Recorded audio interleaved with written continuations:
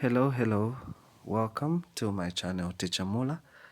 If you're new to this channel, please subscribe and invite other people to subscribe. So today we're going through a computer studies paper for grade 9. Grade 8 can also benefit from this computer studies paper, and we're just focusing on 2 questions today. So let's get on to it. The figure below shows a computer system. As you can see, the diagram there is a diagram of a computer system. Very important, when you see a question with a diagram, be sure to go through the diagram so that you are familiar with whatever the diagram is all about.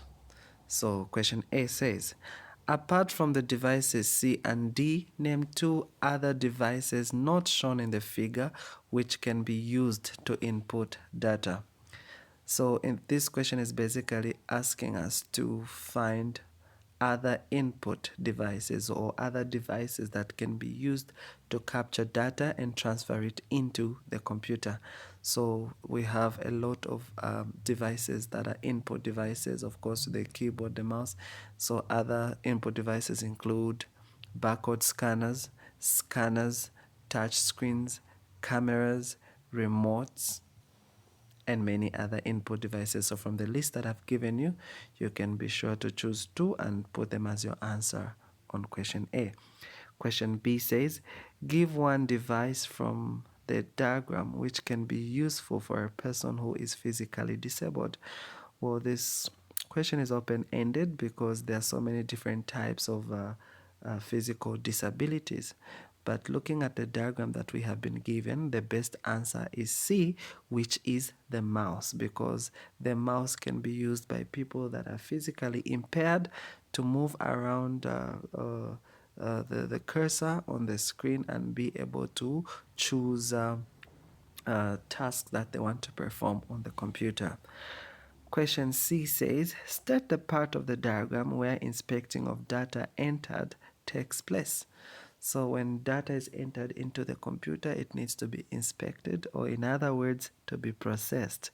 And you and I know to say part B is actually the correct answer there. So you write part B, and the name of part B is system unit. Inside the system unit are many internal devices or parts, especially or more importantly, the central processing unit, which is the part that deals with processing of data that has been entered onto the computer. On a smartphone, that's D, on a smartphone, the functions of device C are done by, so device C is the mouse. So on a smartphone, again, it depends on what kind of a smartphone, but knowing the majority of smartphones today in this era, they are touch screens. So the functions of device C, which is the mouse, are performed by the touch screen, because you can use the screen to scroll down and navigate your device or your smartphone. E, write down 2 advantages of using laptops rather than desktop computers. We live in a world where a lot of people today prefer to use laptops. What are the reasons? Well, the first reason is that laptops are portable. You can move around with laptops from one place to another, but you cannot do that with a desktop. The other reason is processing speed. Most of the desktops today don't have as better processing speed as laptops. So laptops are more developed in that area than the desktop computers. Okay, those are the 2 advantages. Let's proceed to our next question, question number 30. In this case, study the diagram below and answer the questions which follow. Again, it's important that we study the diagrams. We see 2 individuals seated on the computer, using the computer, and they're seated on 2 different postures. The first question, A, says, which person in the diagram has the right posture of using the computer? Obviously, person A is correctly seated.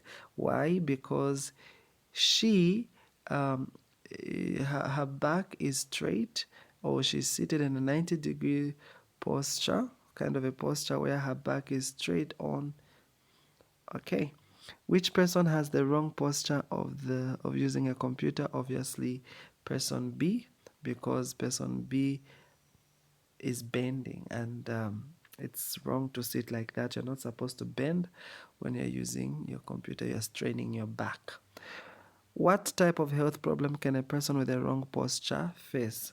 So a person with a wrong posture can suffer from what we refer to as back and neck problem, which can affect the back as well as the neck.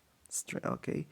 The person can also suffer from headache, eye strain, because when the person bends like that, they're obviously getting too close to the screen and the eyes can be strained like that. Okay. If you've got any questions, please do leave them in the comment section below. Thank you so much for coming. Join me again next time for another interesting video. Bye. Thank you so much.